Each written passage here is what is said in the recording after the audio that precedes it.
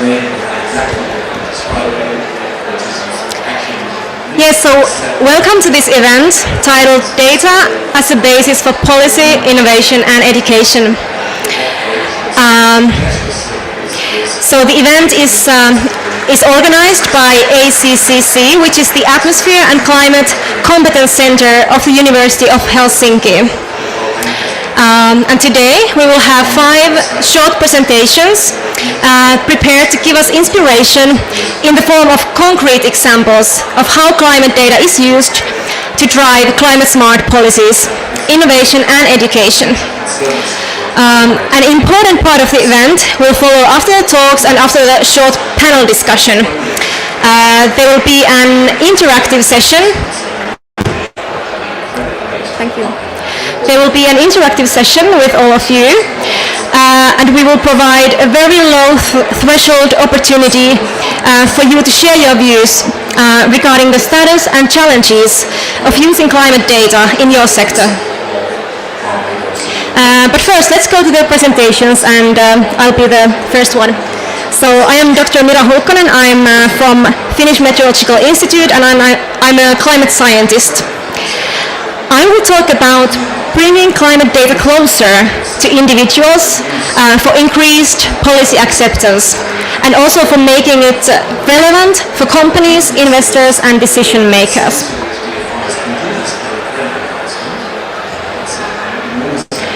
So I'll first say a few words about the need for climate data in general, and then I will present 2 case studies about bringing climate data closer.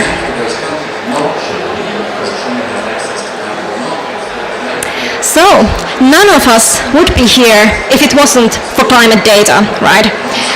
So measurements and modeled scenario data have provided us with the information that our emissions cause climate change. That information has led to knowledge and understanding that things need to change. However, when it comes to wise action, we are falling short of the goals that have been determined based on data. So data and information have not fully converted into wisdom, right? And why is that? So why is that? And is there something that we can do about it to bridge that gap between data and wise action? Those are the key questions that we are dealing with here today in this event. So this is a snippet of the interactive atlas by the IPCC. This particular image shows temperature data, and the tool itself is really handy. You can change scenarios, and you can even zoom in to a specific region. But despite having these nice tools, the information does not come close enough to individuals or businesses to really affect their decision making. Social scientists have identified something called psychological distance, which is more than just physical distance. Psychological distance has also 3 other dimensions, namely temporal, social, and hypothetical. And the larger the psychological distance, the less motivation is born out of the information to actually do something. So at individual level, psychological distance may show up as attitudes like this. Climate change will not affect people like me. And something like this leads to low acceptance of really ambitious climate policies. For businesses and the finance sector, the distance takes the form of not getting future probabilities right. So scenario data may be difficult to access, and importantly, the spatial resolution of the information is not high enough for the identified impacts and risks to feel relevant and be realistic. So psychological distance needs to be made smaller. And to show how that's done, I will present 2 case studies.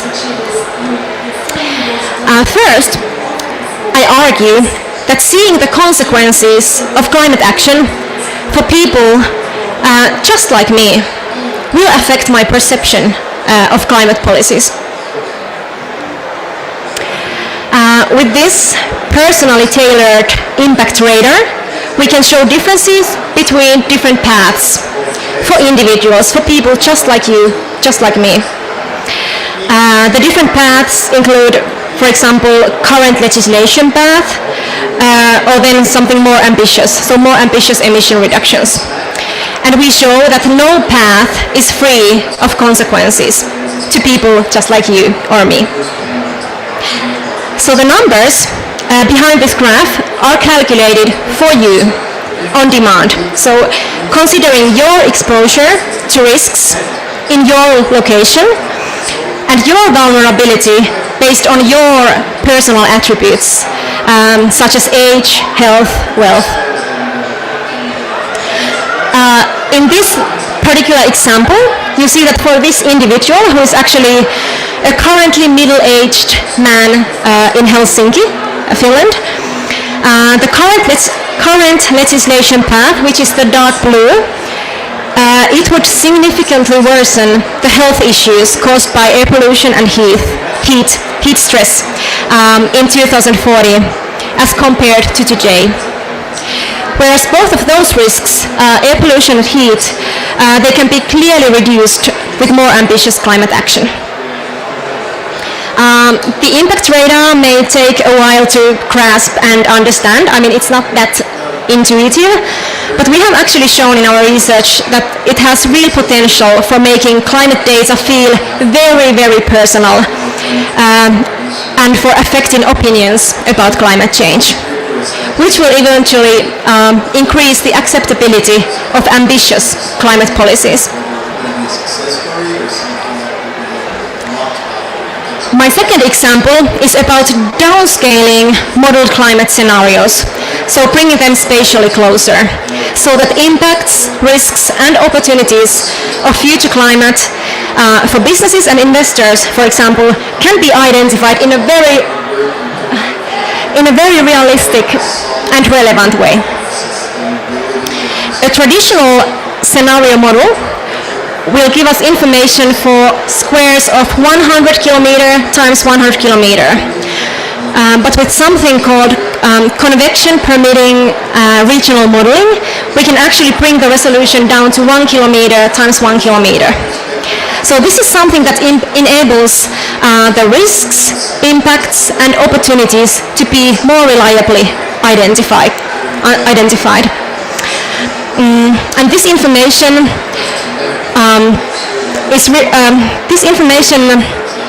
which is about a future brought close, like super close, because we are talking about a very specific spatial location. It's something that is clearly more relevant to any company or project. And that will allow investment, for example, investment decisions that are actually made based on data. Thank you, and I think I can take one question from the audience at this point, if you have any.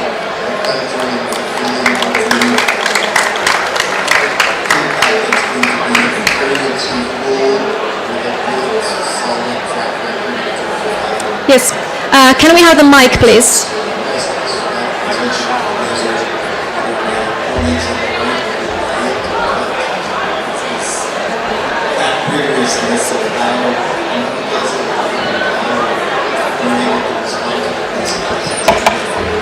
So you had four dimensions in your psychological distance. The fourth one was hypothetical. Could you elaborate on this? I don't understand what that means. Yeah, so the question was about what does hypothetical mean? It was one of the dimensions in the psychological distance. So it is related to probabilities. So some phenomenon, for example, climate change, may feel distant to you simply because you feel like the probability of something happening is quite low. So it's got to do with probability and getting it right. Thank you. So next we will hear from Marta Gutiérrez, yes, who is from the EGI Federation, and she will talk about building the European Green Deal data space. So Marta works with scientific communities and data providers around the world, contributing to EU-funded fair data projects. And Marta's previous experience is from European Centre for Medium Range Weather Forecasts. Please, Marta. Okay, thank you everybody. Thanks Mira for the introduction. I am going to introduce the great project, as Mira has said, which is going to build the foundations for the European Green Deal data space. So just to set up the scene, we are all here, we are all interested in climate change, and we are all data professionals in a way. And why do we need to talk about data? You may have heard this statement from many data professionals. The world's most valuable resource is no longer oil, but data. This was a statement that came out in The Economist back in 2017. But just to give you some facts, because we all humans like data facts, there's been a study about the European data economy. It has been estimated to be 440 billions back in 2021,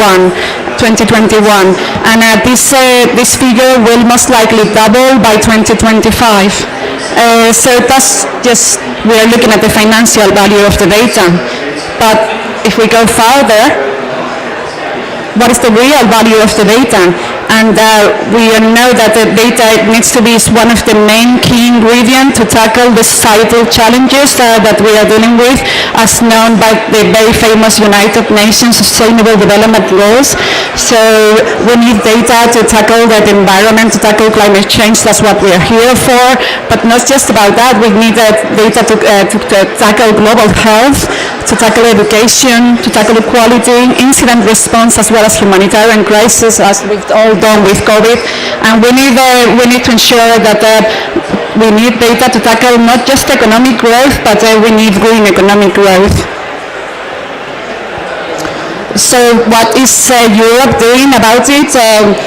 Two very important communications in Europe. The European Data Strategy released what we call the single market.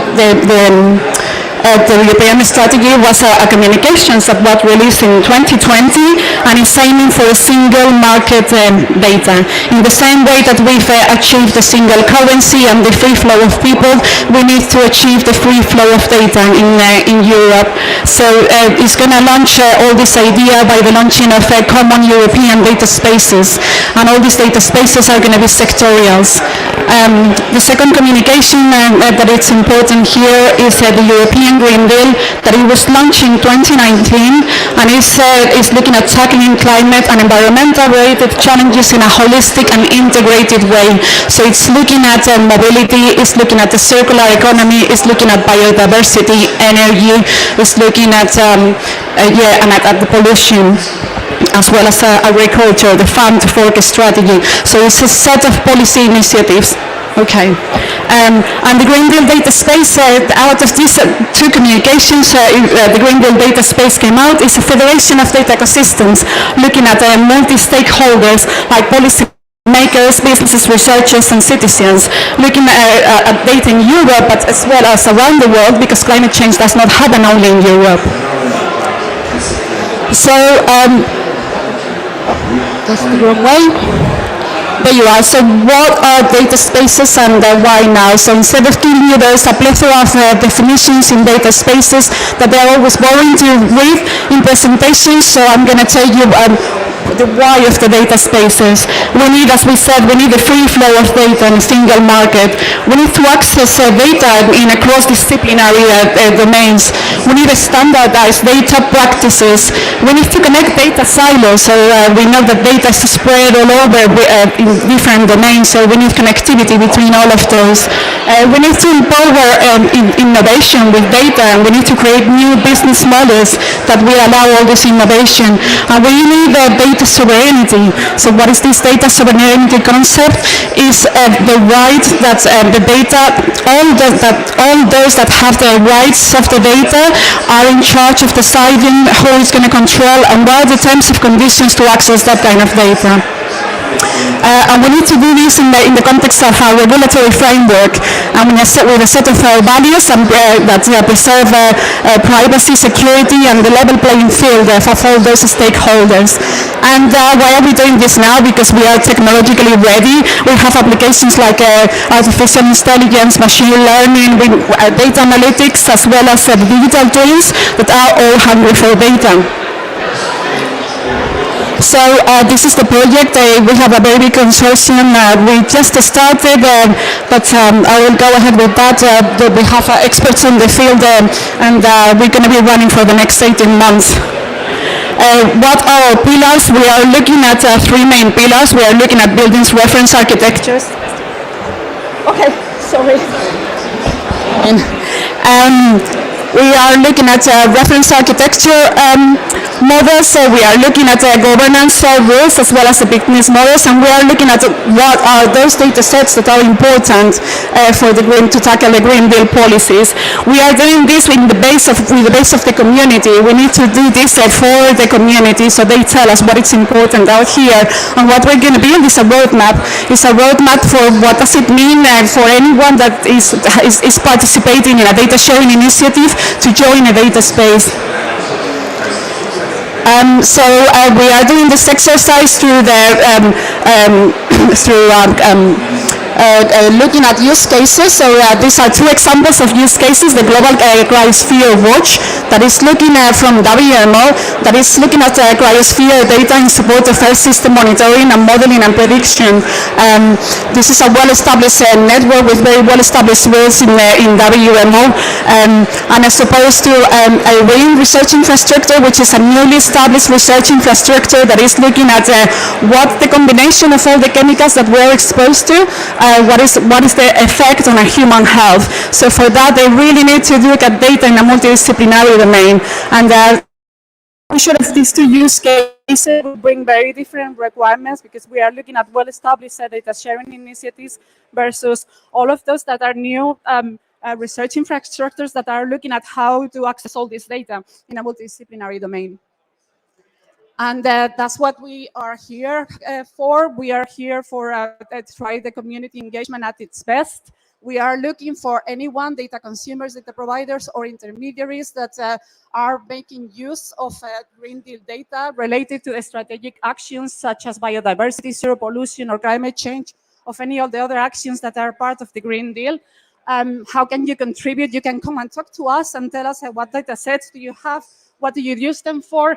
You can contribute with a use case, or you can tell us what problems or what data is missing that you're aware of, and how can you help us, the project? We are going to co-design and validate with all the community. So what is in there for you? You can become part of the community, of the Green Deal community. Have your say, come to our events, and contribute with us to the roadmap design and more.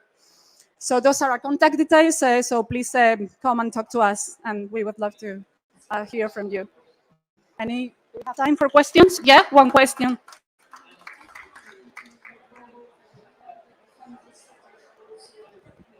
Hi, is it going? Oh, thank you. I just had a question. The second to last slide. Oh no, one more back.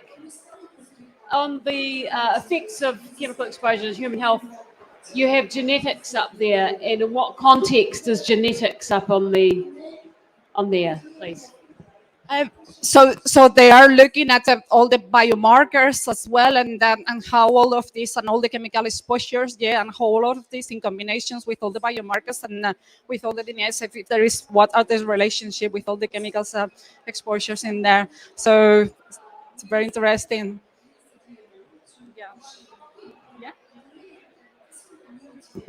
I can imagine that would spook some people about then insurance companies getting that information, and that data protection would be important, because you may find that you would fall out of healthcare or being able to be insured for healthcare if you had a wrong marker.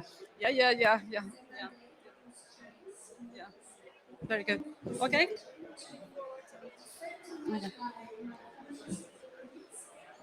Dan?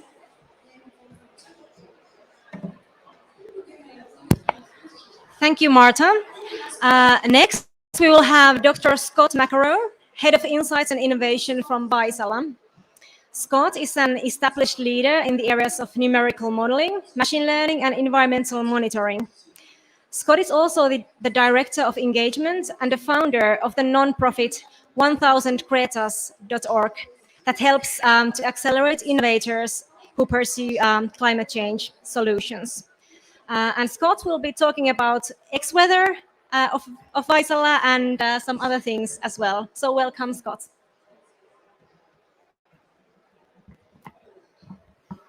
All right, thank you so much. Before I begin, I just want to thank all of you for your continued efforts. It's inspiring to listen to all of you, and actually just an honor to even be in the room. My talk here is really about data as the basis of innovation. As the head of innovation, that was kind of a relevant topic for me.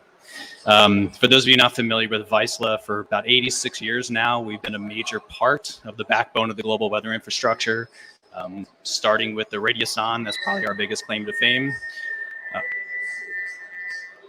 Xweather is in many ways the backbone to digital technology.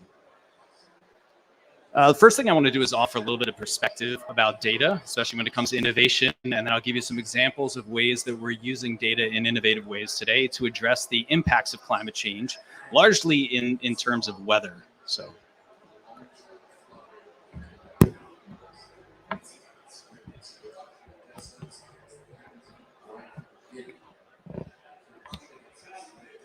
Thank you, sir.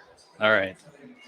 My dear colleague Samli Hananen always reminds us that when you're going to solve a problem, you have to first measure and quantify that problem. Once you do that, you have the ability to actually learn and understand about that problem, and then you can build solutions. Right? If there's any good news about climate change, is we have the ability to do every one of these steps. We can measure and quantify the impacts. We do understand this, and we can come up with solutions. At the very beginning of this process, you're creating massive amounts of data. Weather and climate, I often remind people, is the original big data problem. Tremendous amounts of information. So inherently, when you're innovating in weather and climate, data is maybe not just a basis, but perhaps even the basis for those innovations.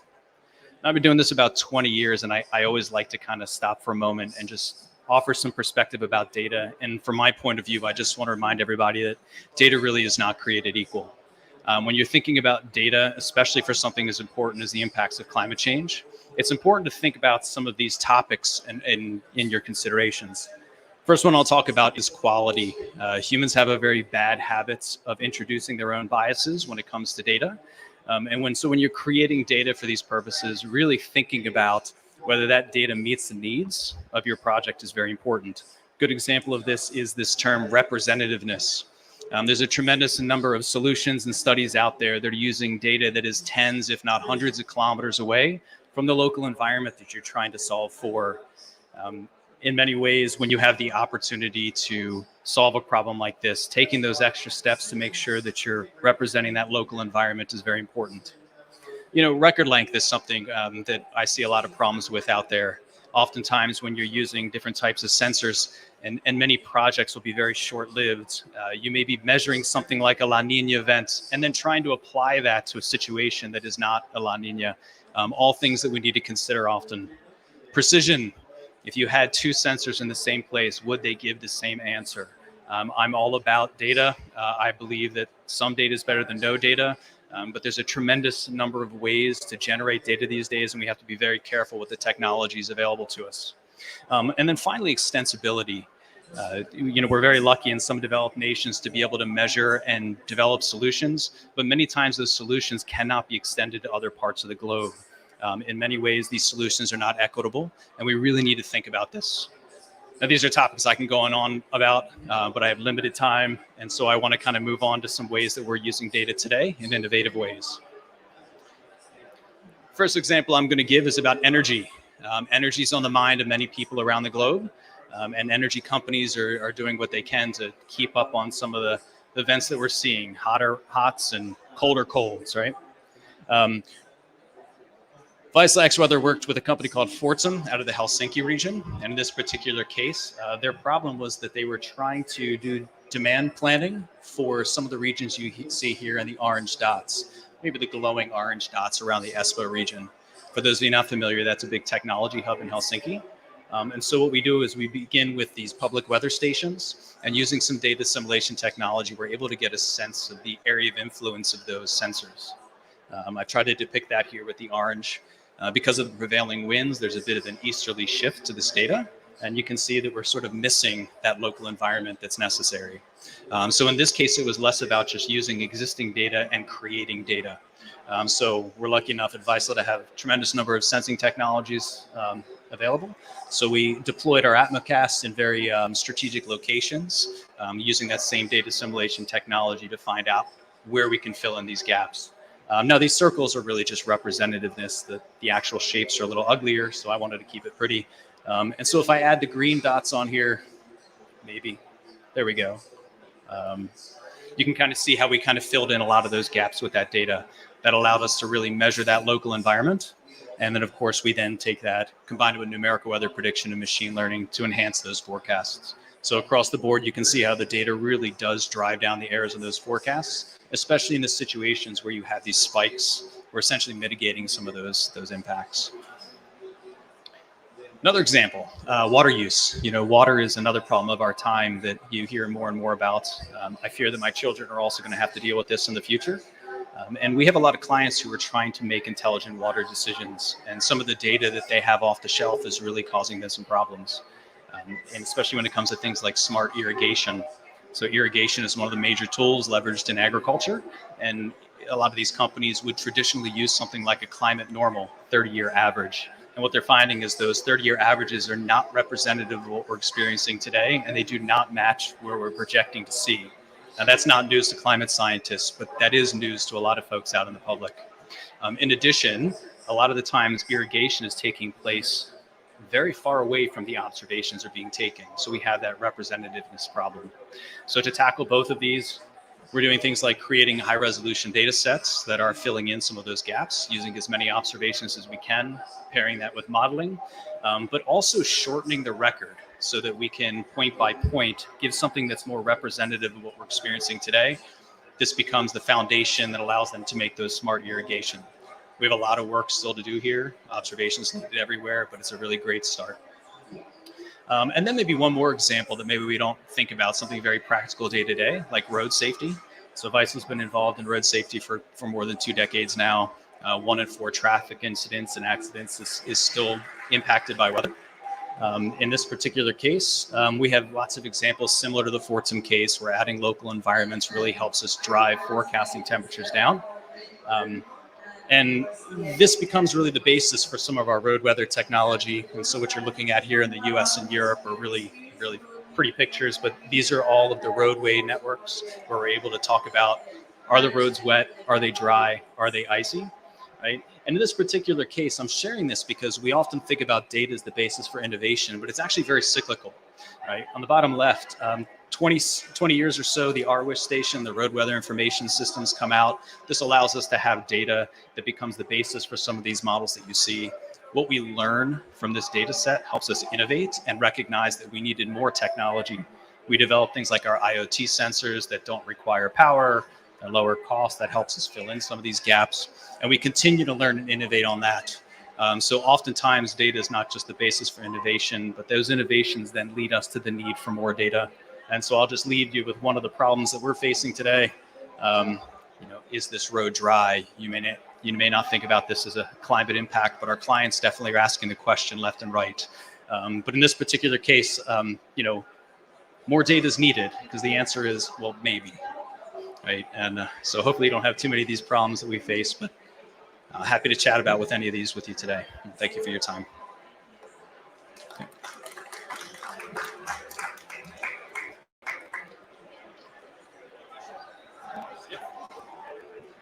One question, yes. Sorry, you've got a farmer in the room and we're just so inquisitive about stuff. So the amount of data you're collecting for the weather, and as you spoke about irrigation, etc., are you able to add other things to your sensors as they come along? I presume you can, to be able to pick up our emissions, for example, so we can get better real-time information about some of our practices and therefore we can change them? Yeah, that's kind of the goal. A lot of times when people think about innovation, they're always thinking sort of tip of the spear and new, but a lot of times innovation is nothing more than finding new and novel ways to connect data and add things on top of it. And it does become that cyclical learning process. Of course, the goal in the end is really to help make those decisions, but I do believe it begins with collecting data and really understanding that problem first. One more? Do we have time or? Okay. My timekeeper says we're good. Yeah.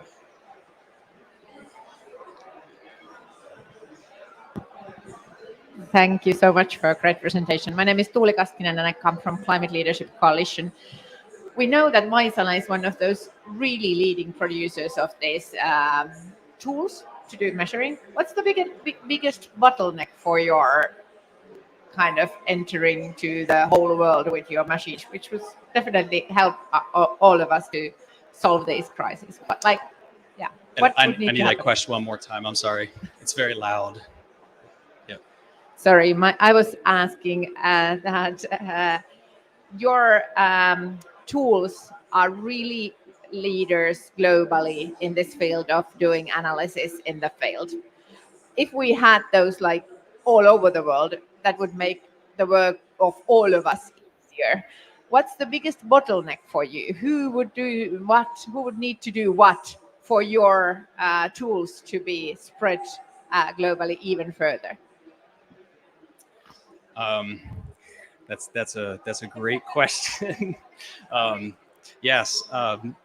These sensing technologies, you're right. I mean, I agree. We have very robust, wonderful technology, and they last a long time, and there are costs associated with that. And really, that kind of goes back to this mention about equitable solutions, right? It is a challenge. I'm going to, somewhat blame capitalism in a way. Really, that's kind of what we're up against. And so, you heard I work for a company, but I also run a nonprofit.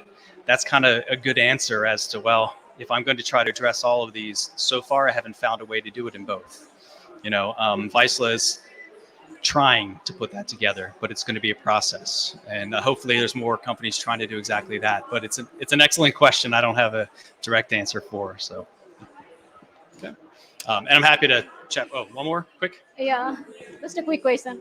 So you mentioned earlier that you have been working on data innovation for almost 20 years now.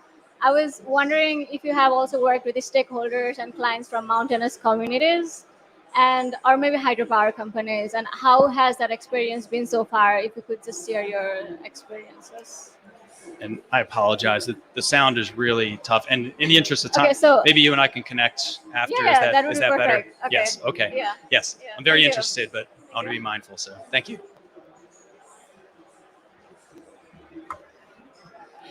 Yes, we'll have room for questions later on. So let's move on with our presentations. Next, we will have something about something called climate attribution science. So we have Dr. Andrew Pershing, who is the Director of Climate Science at Climate Central. Andrew focuses on expanding public awareness and understanding of climate science across disciplines. And previously, he served as Chief Scientific Officer for the Gulf of Maine Research Institute. So welcome, Andrew, to talk about climate attribution science.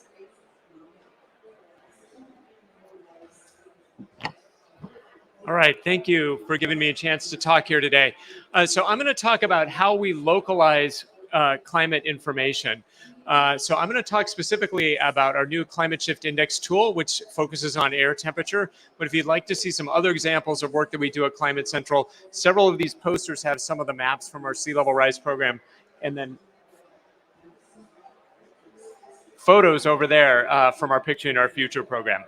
So we're of course here because of concerns over global warming, right? Climate change, rises in global temperature. A big part of all of the discussions that are taking place over there is how to go from the red curves that we're currently on to one of the bluer curves that we would like to be on, right? That's the 1.5 degree goal.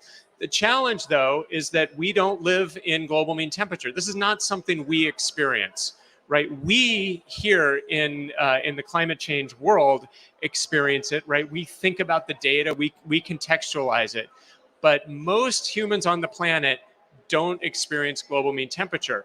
So they experience climate change through the weather that they encounter day to day.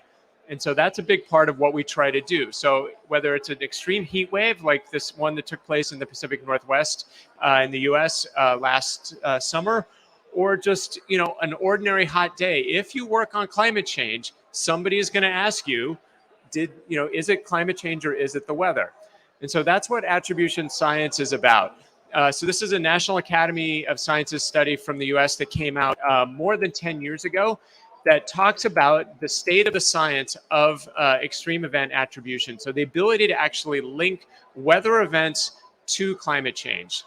The key is that we're not answering the why question. We're not, or the cause question. We're not saying that climate change caused a particular event. What we're saying is that climate change was a detectable part of the drivers. It was part of the signal that led to that event. We're going to usually talk about this in terms of the change in the likelihood of the event.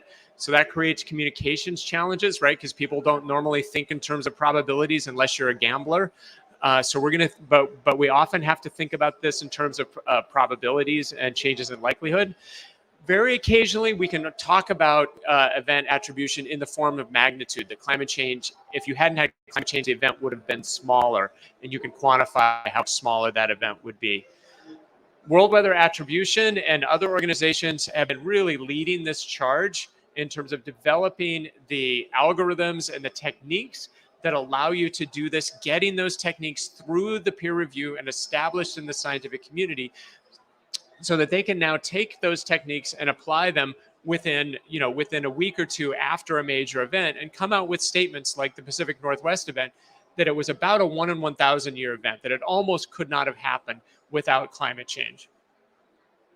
But this is even getting faster. And so there was a study that was released after Hurricane Ian, which hit Florida in the United States about a month ago, about 6 weeks ago.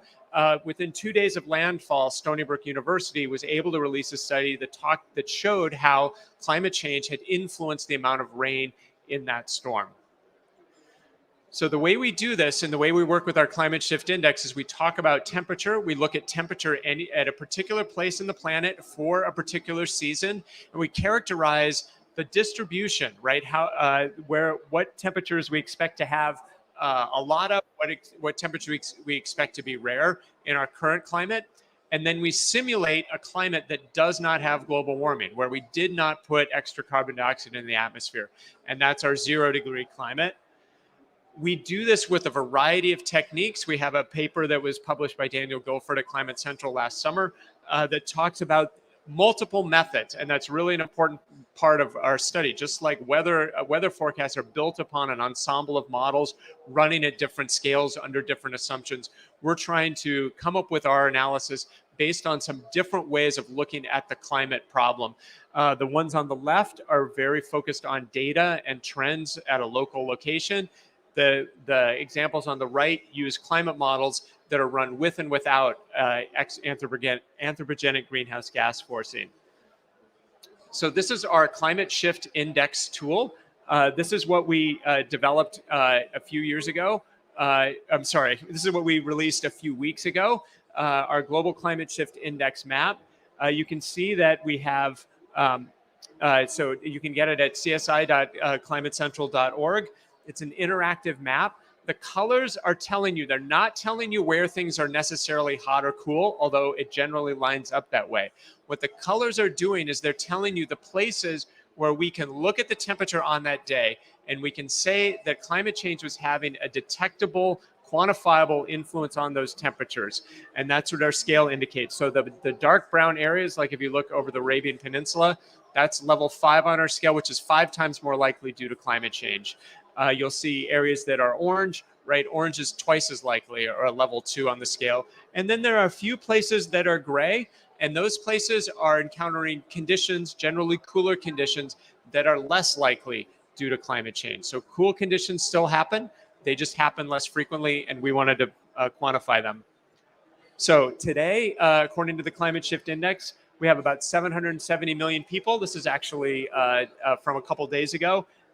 We had Addis Ababa in Ethiopia has had a very long streak of days at level 3, 3 times more likely.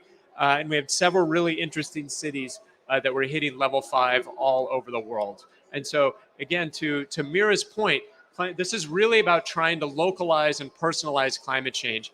If you go to that QR code, you'll see that we have a study that we called 365 Days on a Warming Planet. And that allows you to look at how climate change over the last year influenced different places around the globe. A major highlight of that was that the tropics have experienced a lot more detectable climate change than higher latitudes have.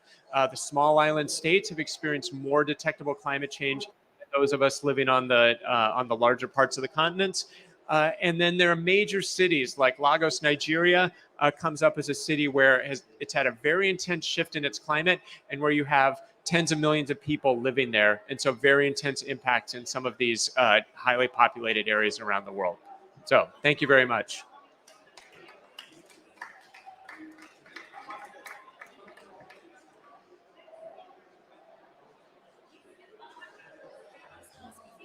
Yes, I'm sorry, do you have any questions?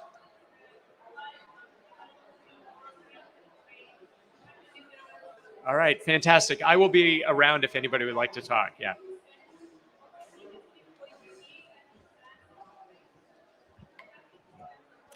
Thank you, Andrew.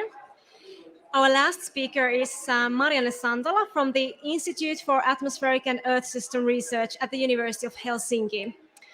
Marianne's research is about climate change leadership and competencies. And she's also involved in teaching and developing multidisciplinary climate change courses. Marianne will talk about climate competencies today. What are they all about and how can we build them? So welcome, Marianne.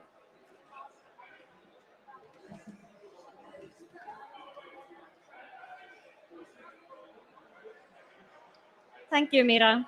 I'm grateful to be here today and have this opportunity to tell you about education that we have developed in Finland, and the aim for this education is to build.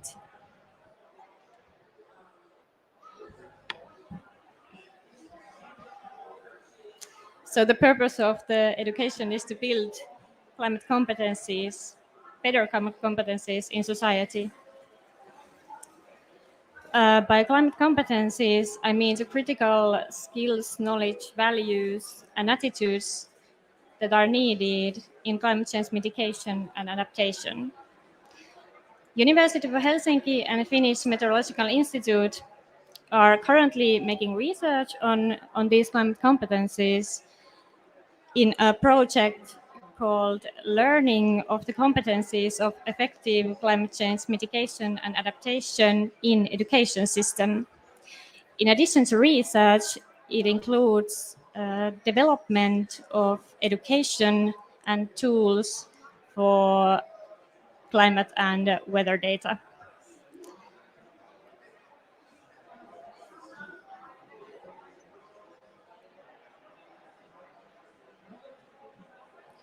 Serving open education possibilities for professionals and educating young people on climate data and decision making can help to bridge the gap between data providers and end users. Therefore, I will present you the new university course that we are currently developing. It's called Living with Changing Climate.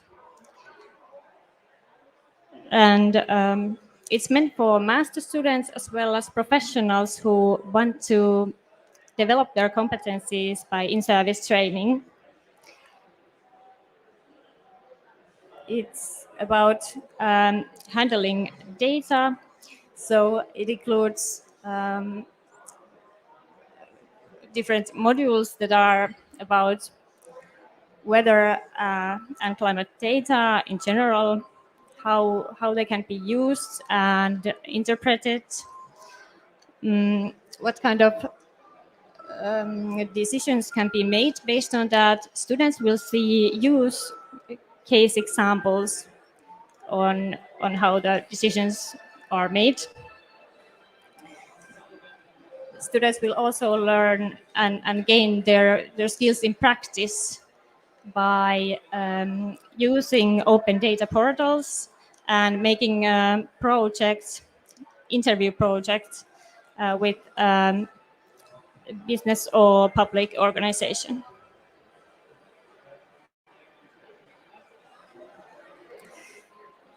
In this course, students will, as I mentioned, they will use open data portals.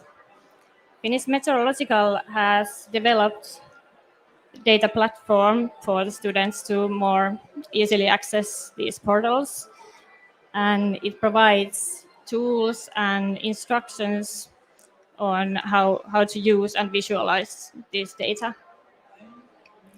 You can see the list of the data portals available there. It's going to have its own proper website, but so far it's available at GitHub and it's public, so you can go to explore it if you're interested. Next, I will tell you about Climate University. This new course will be part of Climate University course offerings. It is a network of 27 higher education institutes in Finland, and it offers climate and sustainability related courses nationwide in Finland for students at the network institutions, as well as for professionals through open universities.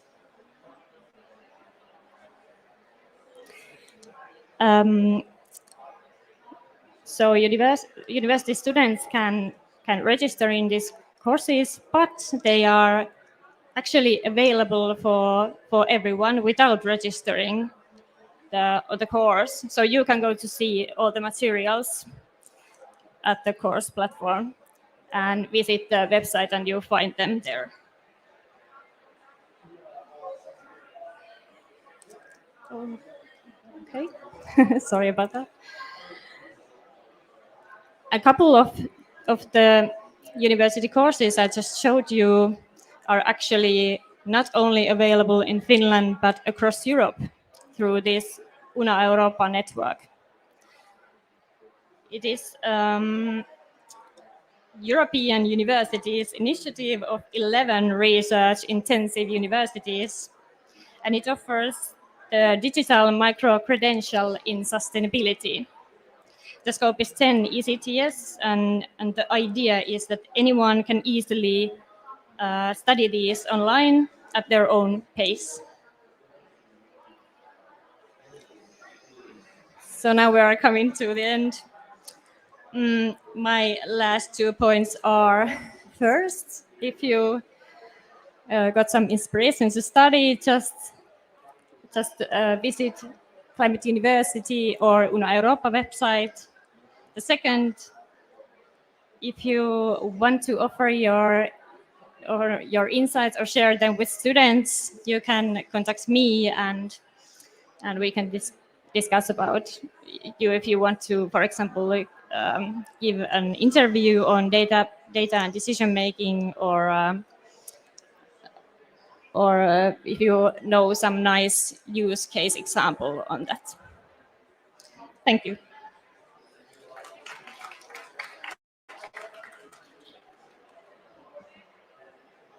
Any questions?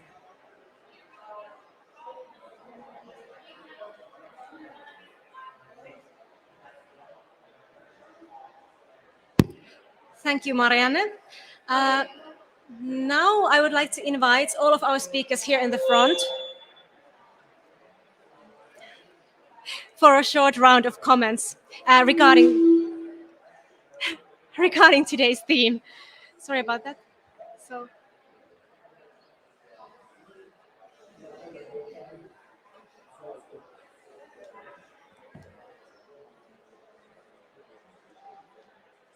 Yeah, please, Marianne. That's fine.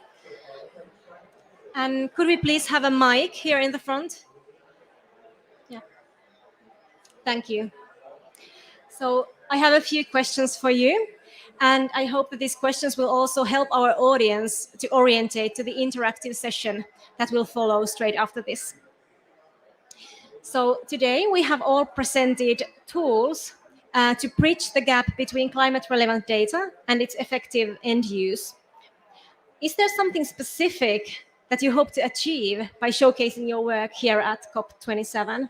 So if we could take a short round. Please, Marta, you can start.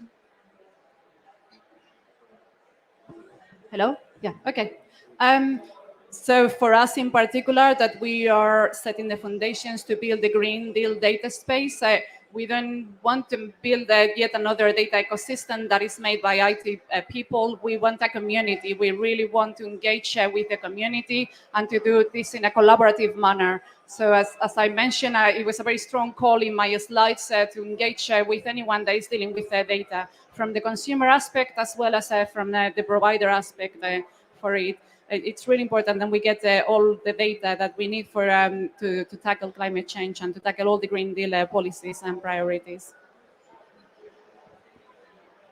I think there's the theme of what I'm trying to show is sort of the importance of those local measurements. I think especially what we hear a lot from clients is it's not a question of climate change at large scales, but things that really impact them. I don't know how applicable that is to the general public, but I'm going to guess that it's a very similar thing. Really getting the impacts down at the local level requires a tremendous amount more data than we even have available to us today. So really just about the local environment.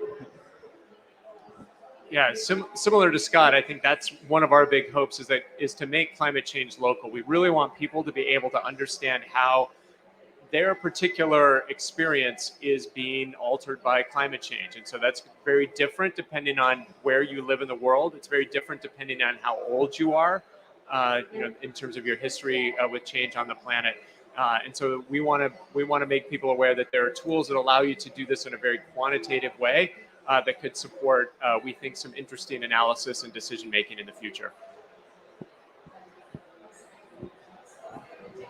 We are looking for new ideas for this course that we are currently developing.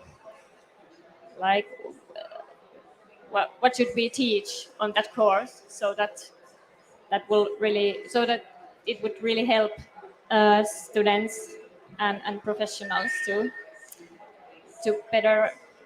more effectively use the data. Yeah, thank you. And I personally hope to spark some interest and maybe inspiration when it comes to different ways of actually bringing data closer to either individuals or businesses and making it really relevant, making it matter. So this event is about bridges. So what is still needed for the bridges to be complete? What is needed for data to become effectively used in different sectors that are relevant for climate change? So this question to anyone in our panel. Okay, so for us, from the Green Deal data space perspective, I think all the standardization, it's quite a very important activity. We would love to make use of all the tools that your guys are using and to use them in a harmonized way.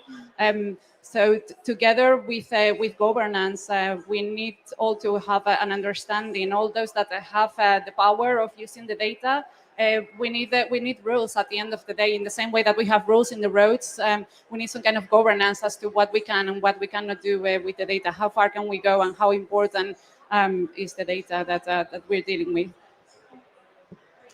I love this question. I'm almost answering with the question. We need bridges, right? My presentation, I talk a lot about what I can do for my clients, but even in the questions about how do we get it out there more, I have limited ability to do that because I need more clients, and that's not the ones who are always suffering, right? I need access to NGOs. I need access to politicians because I didn't say anything about policy because why would I? I don't know anything about policy. So it really is those bridges and getting everybody in the room. I think we have a last mile problem in data, that we can often come up with a really good analysis. We can sometimes come up with a nice metric that we're as scientists we're really excited about. And I think we have that last mile problem of how do you actually characterize that in a way that has an impact on people, where they see what that means and can intuit that on a daily basis. So we worked really hard on the colors, on the scale that we're put on the climate shift index, and I'm absolutely convinced that we haven't gotten it right yet. And I know that that's something where we're going to have to put a lot more work. Well, from my point of view, of course, the education is important, but I think we also need like new tools, and the data should be more accessible. Yeah, thank you. I would answer to this question that the data needs to be presented in a way that is understandable and realistic and simply relevant for the end user. Yeah, so we climate scientists, we know where to find data and how to handle it, but professionals from different sectors do not necessarily have the needed skills. So education is the answer also in that perspective. So my last question to the panel. So as we focus on end users today, can you give a few examples of challenges that you might expect the end users to have when it comes to effective usage of climate information? Okay, so the challenges, yeah. So I'm going to pick up on where you left it, and I think data literacy, it's quite important. We need all the educational part of it. Not only users, they need to understand the technology, all the AI and machine learning and data analytics. They need to understand the regulations.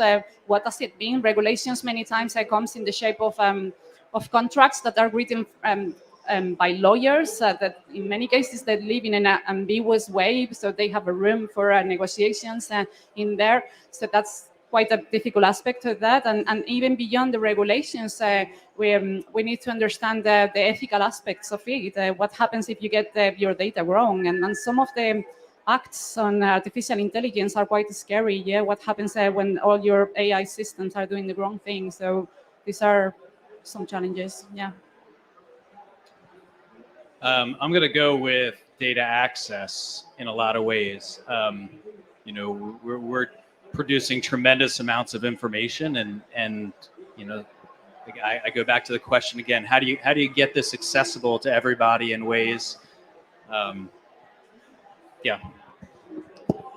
So a lot of our tools are developed for the media to be able to use them to cover climate change as a topic.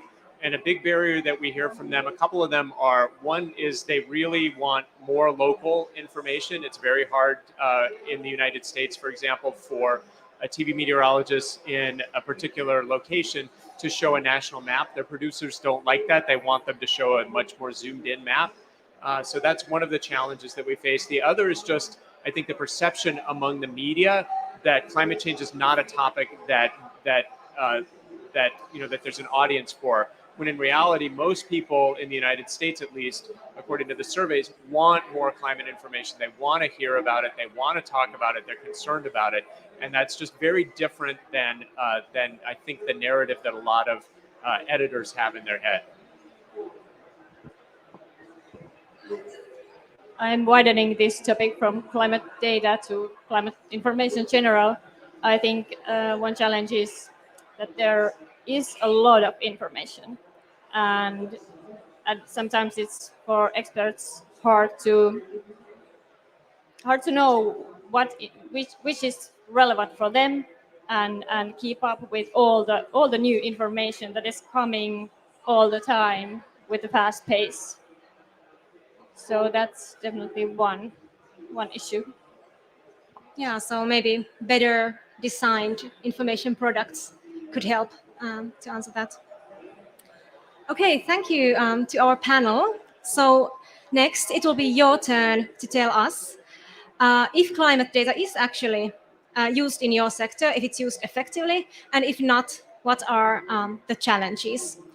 And we have made it super easy for you, and the threshold to contribute can't really get any lower. So I hope that you all get involved in this part. So we have prepared 7 topics, related to the end use of climate data. And we would like to hear whether everything is okay regarding them in your field, or if things need to improve. So please go to www.menti.com and type in the code that you see on the slide. And there you will find these 7 questions. And on a scale of from 1 to 5, please indicate your view. And this will then give us an impression of where do the challenges lie. Let's look at the results after a few minutes after you have typed in your answers. Thank you.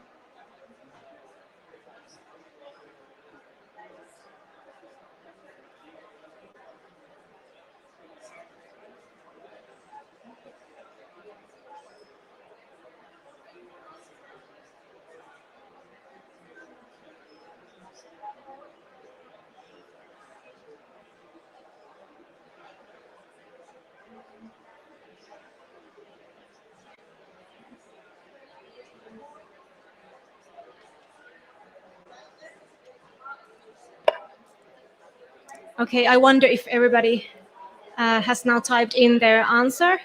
We have 11 at least. No, they are still moving. Let's wait for a little bit more.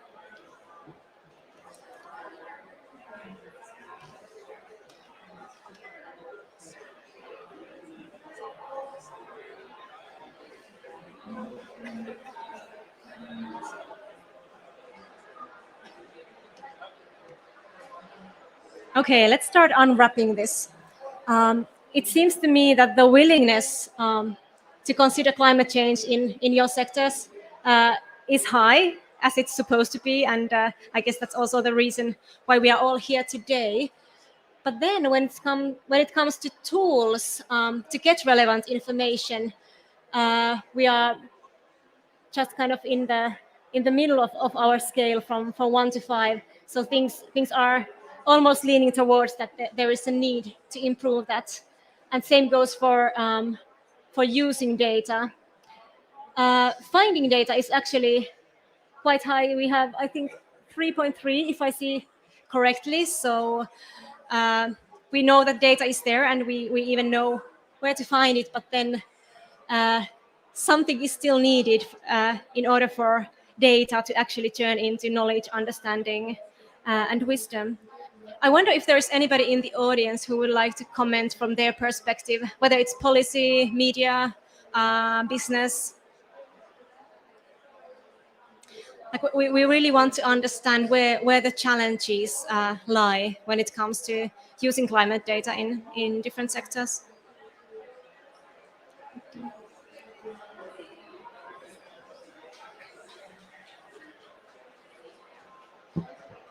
Thank you very much. I'm from Climate Leadership Coalition, which is a coalition of 95 business members from Nordic countries. And I think there are huge differences between different industries. Like if we talk about energy industry, it starts to be quite clear where the data is, where you can find it, how to use it. But then especially the questions dealing with land use, forestry, agriculture, food, that's where there is still, I think, challenges in all of these. We don't know actually many things still. We don't want to know, we don't want to use that knowledge and all of that. So at least that's one clear example of whole industry and whole area where there is still, which is still kind of lacking behind, and where the resources next should be brought in. We know how important in energy sectors it was that the kind of IPCC and all that data and work became available and changed the mindsets of people. So that's at least one point of view, that the industries come in different pace. Yes, yes, thank you, Tuuli. Anybody else? Yes, please, here.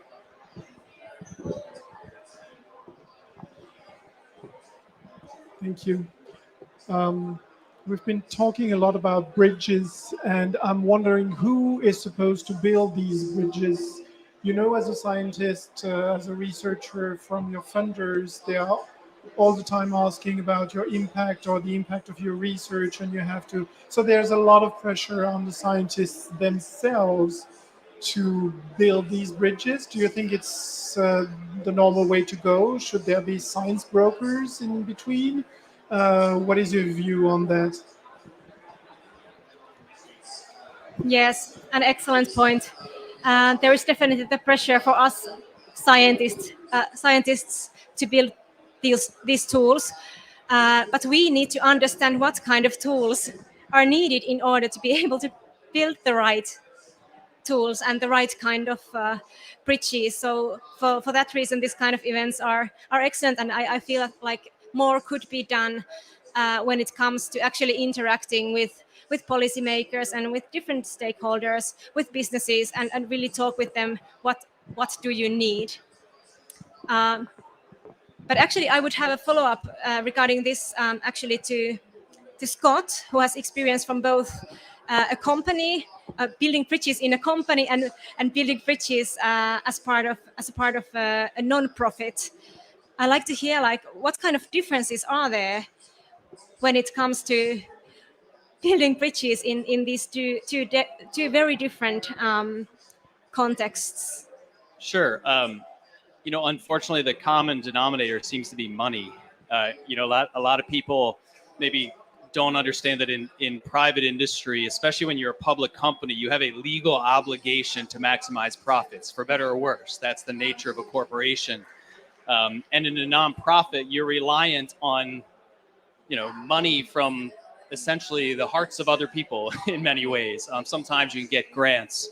And so actually, I like the question. I was thinking to myself, I thought to myself, well, neither one of my sides really. So the answer is, I'm not sure then. So yeah, I don't know if that helps. I don't know the answer, and I'm on both sides of the equation. Yeah, let's give the mic to Marta. Yeah, I like the question a lot. The bridges mean different things to different people. For your researchers, it's like, what is the value that I get from showing all this data or sharing all this data with the world? And for researchers, they are very driven into publications because that's the way for them to get funding and to get visibility out of there. For the industry, it may be profit. For policymakers, it might be are we fulfilling all these policies? So we are studying all these different value-added aspects of it when we are going to build bridges in there. There are lots of, and that's why we are here to show all the different perspectives.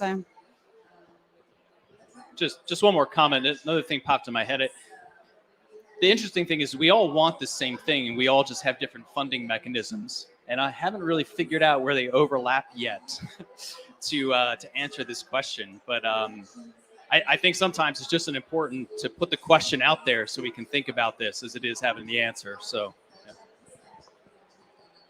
Yes, sorry, Andrew, I'll just say a few words. So I personally think that it's really important to loudly communicate the benefits of using data and using these information tools, whether it's for companies or policymakers or media. We really have to very clearly communicate what are the benefits and what kind of synergies might there be if they started using the products that we have developed.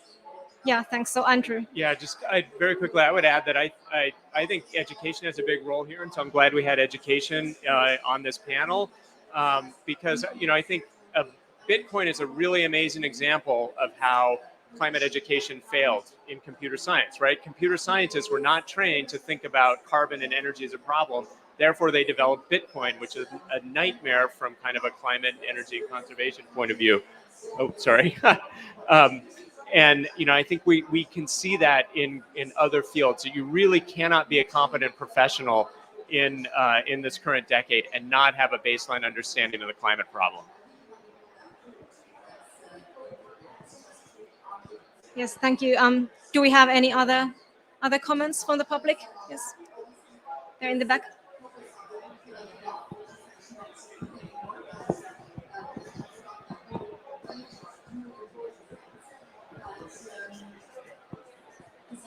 Hey, thanks for opening this up for questions. This is amazing. I work in the climate communication space as a content creator.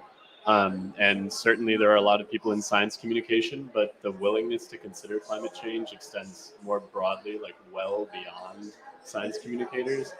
But I think that other creators with large audiences don't have the ability to easily access and understand how to read scientific data. Like if you went to college and studied this through your schooling, you understand how to get access to abstracts, how to read that easily. But even now, being out of school and in this career for a while, it's harder and harder for me even to get access to data because it's behind a paywall or something on some kind of online resource. So all that to say, I think that for creators, the main thing that is easily accessible is the IPCC report once a year. It would be awesome to have a more collective forum by which don't have easy access to an academic institution can just look through data in a more understandable way that's less geared towards scientifically literate individuals.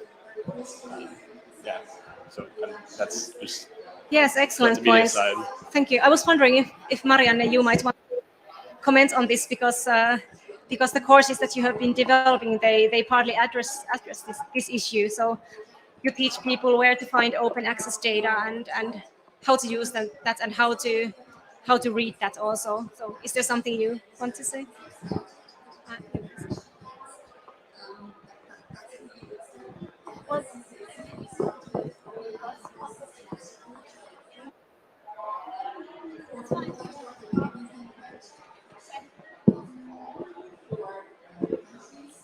Yes, I think we are partly trying to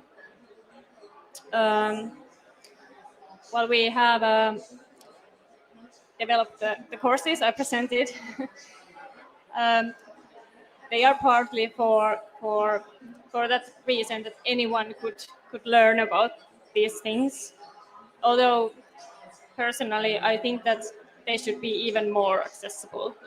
And people don't know about them, so there should be some kind of marketing. How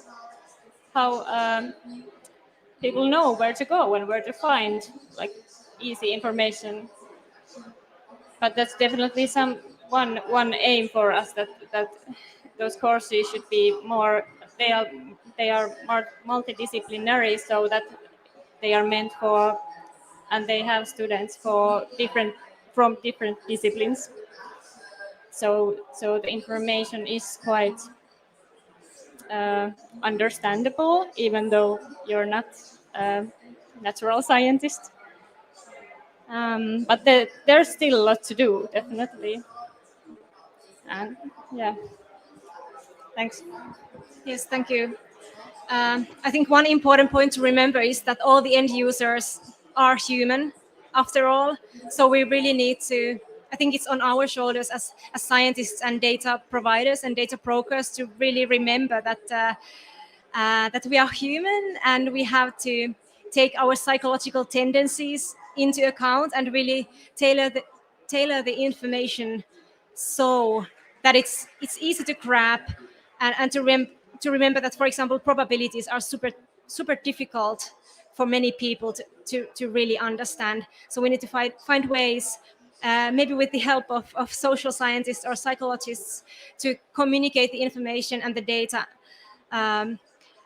in such a way that we consider and take these things into account. Yeah. So Marta, you had something on mind? I really like the psychological distance concept. We are all talking about what is the overlap between all these different perspectives, and I guess things like climate change, and when you see it right in your face, how it's affecting you. If you see it like it's affecting your health, or it's going to affect the health of your children. So trying, because sometimes the presentation of scientific data is too complex. Yeah, when we show a graph with probabilities in there, that doesn't reach out enough to the public, to all the citizens.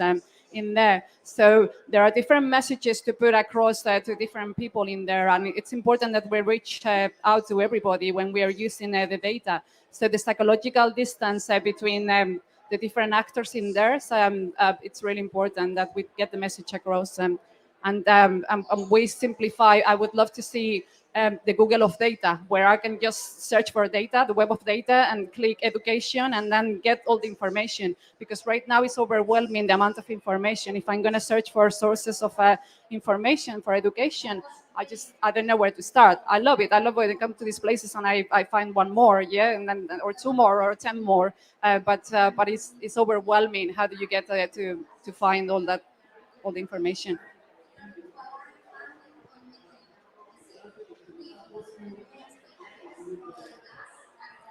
Yeah, please. Thank you so much. I was wondering how this new it feels a lot like yet another standard when you talk about. So I'm so sorry. For example, we have seen Copernicus mentioned in the last talk, and I wondered how this initiative, especially the Green Data Deal, fits into the Copernicus plan in the EU, for example, which is already a data provider with the goal to provide data to business. A lot of business are actually making value out of Copernicus data, and they are also trying to do education, and I just wonder how this fits. We're not trying to create yet another standard. Obviously, every single domain and every single sector have their own domain-specific standards. So the issue here is, how do we get across all of them? How do we reach out to all of them? Yeah, how do we get an initiative? Copernicus is a beautiful open data in there, but how does a person then go and find and makes the most out of Copernicus data mixed up with some industrial data that it's out there? How do we get all that innovation, yeah, which is going to unveil new ways of trying to tackle climate change? So it's not about doing yet another standard at all. It's about finding the bridges and finding the overlap between all the different sectors, which is not an easy task. I mean, all this semantic interoperability is always huge. Yeah.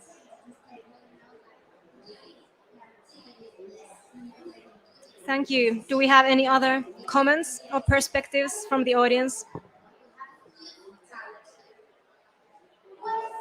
Yeah, if not, then I guess we'll just continue our work with bringing data closer to all of us and all sectors.